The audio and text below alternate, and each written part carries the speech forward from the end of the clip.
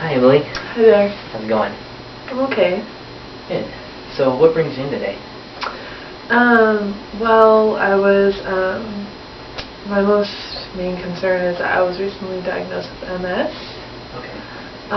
So that's a huge shock, and I'm just kind of trying to deal with it because I have a family to support and a job to do. So it's just kind of depressing because it comes with a lot of medical appointments and just a lot of stress. Okay. So you're feeling like a little overwhelmed with getting this news and trying to plan out how it's going to work out with your family and everything. Yeah. So my husband was really supportive. He goes to all my appointments with me, and he was there when I was told. But it's like, how do I tell my children? Like, I don't know. They're young, and I just don't know really where to go from here. This is just the beginning, and I just feel like I have a long road ahead of me. All right. So you said that you're supported by your husband, but you're feeling like you're kind of wondering about how your children are going to react once you tell them that you have this condition. Because like when I first heard about it, when the doctor finally told me, I was in shock and I didn't really believe it. But then once I went home, and me and my husband talked about it a lot, and there was a lot of tears. And we haven't even really talked about how we're gonna tell the kids because we're just been putting it off. So yeah, I don't know what's gonna happen. Other than your husband, have you told anyone else? No, he's the doctor, the doctors, because there's a lot of doctors on my team, and then my husband is the only people that know. Okay. Yeah. Well, how are you feeling? How are you feeling right now?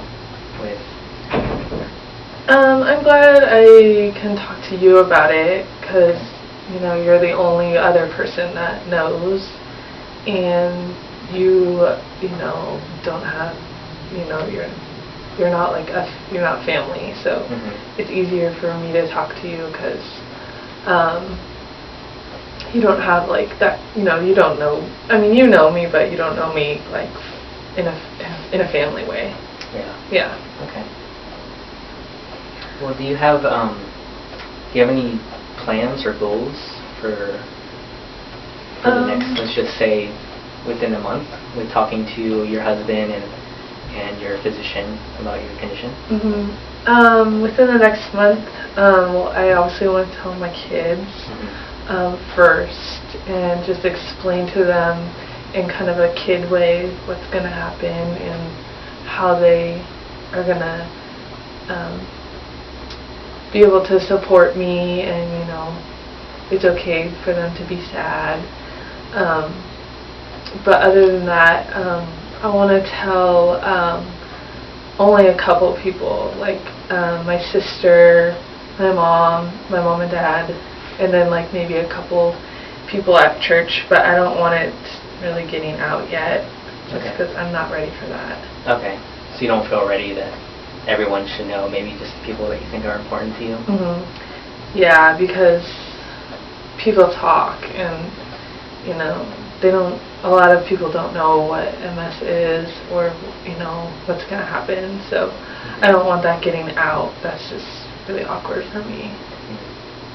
Do you think if you were to attend any support groups or meetings with people with MS that would help you out? Yeah, maybe if my husband came with me.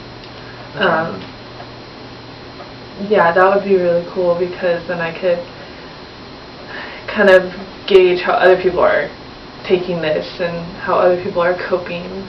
Because it's new to me, and some people have been living with it, so that would be kind of helpful to have someone that has been experiencing it for a while.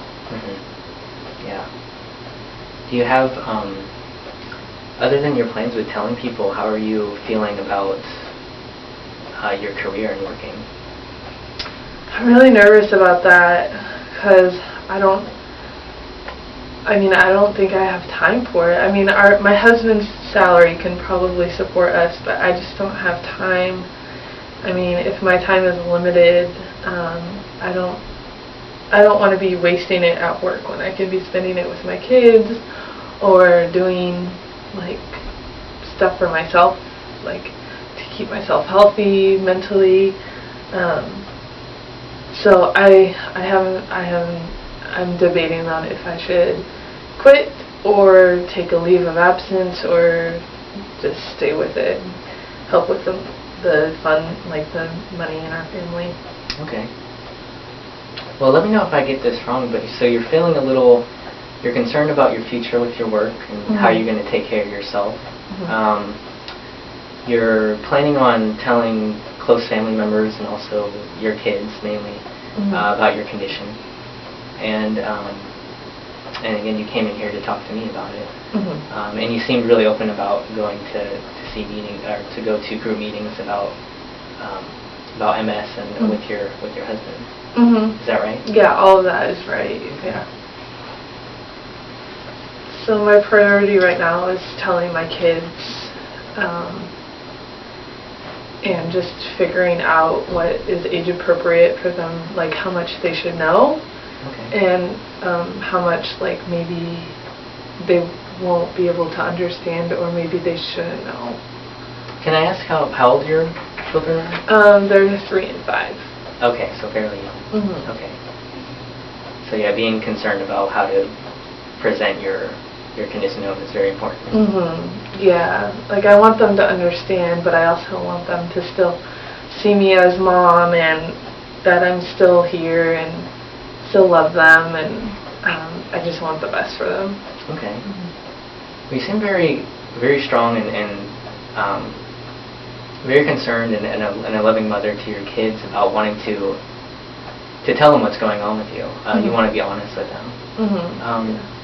Yeah, those are really strong traits to have, especially with something that traumatic like this happening to someone. So. Thank you. I try to be, but it's still, I get nervous sometimes. I get scared, so sometimes it'll just hit me, and I'll just start crying, or like if I'm driving somewhere, I just have to kind of like pull it together. If I'm going to like the grocery store or something, but I don't. Yeah, I'm just scared of the repercussions. Can you describe how you pull it together?